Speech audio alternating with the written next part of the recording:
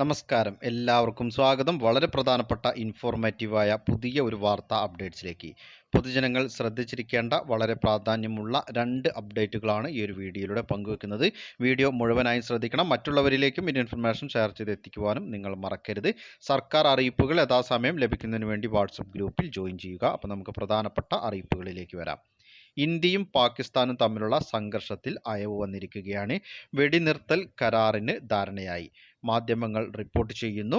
അതിർത്തി സംസ്ഥാനമായിട്ടുള്ള രാജസ്ഥാനിലെ 3 നഗരങ്ങളിൽ റെഡ് അലർട്ട് പ്രഖ്യാപിച്ചിട്ടുണ്ട്. നിലവിൽ റെഡ് അലർട്ട് പ്രഖ്യാപിച്ചിട്ടില്ല. സാഹചര്യം നിരീക്ഷിച്ചു വരികയാണ്.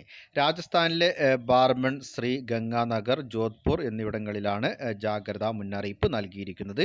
കടകമ്പോളങ്ങൾ അടച്ചിടണമെന്നും എത്രയും പെട്ടെന്ന് തന്നെ ജനങ്ങൾ വീടുകളിലേക്ക് മടങ്ങണമെന്നും ജില്ലാ ഭരണകൂടത്തിൻ്റെ അറിയിപ്പുണ്ട്.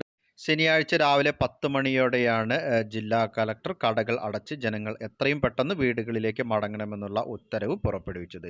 പൊതു ഇടങ്ങളിൽ കൂടിയുള്ള സഞ്ചാരം ഉടൻ നിർത്തിവെക്കണം. ഇതൊരു അടിയന്തര അറിയിപ്പാണെന്നും ജില്ലാ കളക്ടറുടെ ഉത്തരവിൽ വ്യക്തമാക്കി. ശ്രീ ഗംഗാനഗറിൽ പൂർണ്ണ ലോക്ക്ഡൗൺ പ്രാബല്യത്തിലാണെന്നും ജനം വീടുകളിൽ തന്നെ തുടരാൻ കർശന നിർദ്ദേശം നൽകിയിട്ടുണ്ടെന്നും അധികൃതർ വ്യക്തമാക്കുന്നുണ്ട്. നിലവിലെ സാഹചര്യത്തിൽ വെടിനിർത്തൽ കരാറിന് ധാരണയായ ഈ ഒരു സാഹചര്യത്തിൽ ഇവ പിൻവലിക്കുവാനുള്ള സാധ്യതയുണ്ട്. നിലവിൽ റെഡ് അലർട്ട് പിൻവലിച്ചിട്ടില്ല. ഇനി അടുത്തതായി ശ്രദ്ധിച്ചിരിക്കേണ്ടത് 500 രൂപയുടെ നോട്ടുകൾ ലഭിക്കുമ്പോൾ പ്രത്യേകമായി തന്നെ ശ്രദ്ധിക്കണം. 500 രൂപയുടെ കള്ളനോട്ടുകൾ വ്യാപകമായി പുറത്തിറങ്ങിയിട്ടുണ്ടെന്നാണ് കേന്ദ്ര ആഭ്യന്തര മന്ത്രാലയത്തിൻ്റെ അറിയിപ്പ്. ബാങ്കുകൾ ഉൾപ്പെടെയുള്ള ധനകാര്യ സ്ഥാപനങ്ങൾക്കാണ് ഈ ഒരു മുന്നറിയിപ്പ് നൽകിയിരിക്കുന്നത്. ഉയർന്ന നിലവാരത്തിലുള്ള കള്ളനോട്ടുകൾ പുറത്തിറങ്ങിയെന്നാണ് ആഭ്യന്തര മന്ത്രാലയം അറിയിക്കുന്നത്. യഥാർത്ഥ നോട്ടുകളുമായി വലിയ സാമ്യം കള്ളനോട്ടുകൾക്കുണ്ട്. എന്നാൽ റിസർവ് ബാങ്കിൻ്റെ പേര് എഴുതിയതിൽ യഥാർത്ഥ നോട്ടുമായി ചില വ്യത്യാസങ്ങളുണ്ട്. റിസർവ് ബാങ്ക് എന്ന് എഴുതിയതിൽ ഇ എന്ന അക്ഷരത്തിന് പകരം എ എന്നാണ് രേഖപ്പെടുത്തിയിരിക്കുന്നതെന്നാണ് ആഭ്യന്തര മന്ത്രാലയം അറിയിക്കുന്നത്. അതുകൊണ്ട് തന്നെ ഇനി 500 രൂപ നോട്ടുകൾ ലഭിക്കുമ്പോൾ ഇക്കാര്യങ്ങൾ കൂടി ഒന്ന് ശ്രദ്ധിക്കണം.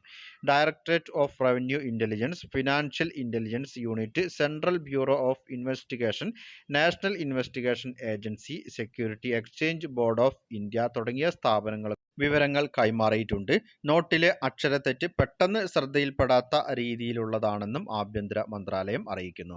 സംശയാസ്പദമായ നോട്ടുകൾ കണ്ടാൽ ഉടൻ തന്നെ അധികൃതരെ വിവരമറിയിക്കുക. പൊതുജനങ്ങൾ എല്ലാവരും ശ്രദ്ധിച്ചിരിക്കേണ്ട എല്ലാവരുടെയും അറിവിലേക്കായി വളരെ പ്രധാനപ്പെട്ട അറിയിപ്പുകളുടെ വിശദ വിവരങ്ങളാണ് പങ്കുവച്ചത്.